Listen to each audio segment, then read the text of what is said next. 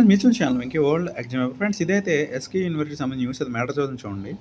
ప్రశ్నాపత్రం అందజాతలో తప్పిదం. ఎస్కేయు పరిధిలోని డిగ్రీ కళాశాలలో మొదటి సెమిస్టర్ పరీక్షలు ఈ నెల 18 అయితే ఆరంభమయ్యాయి. ఈ నెల 28 వరకు అయితే పరీక్షలు అయితే జరగనున్నాయి. పరీక్షా కేంద్రాలు జంబ్లింగ్ విధానంలో అయితే ఏర్పాటు చేశారు.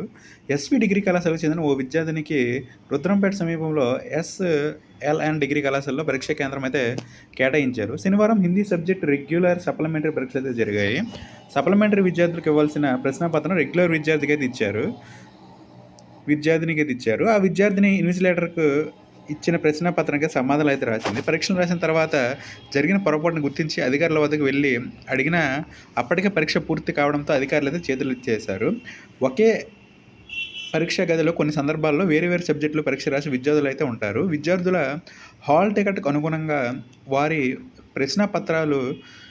ప్రశ్నపత్రాలు అయితే అందించాలి. ఇన్విజిలేటర్ నిర్లక్ష్యం కారణంగానే ప్రశ్నాపత్రం తోరమనేట్లయితే తెలుస్తుంది. ఒక విద్యార్థికి ఇవ్వాల్సిన ప్రశ్నాపత్రం మరో విద్యార్థికి ఇచ్చారనైతే విమర్శలు అయితే వస్తున్నాయి.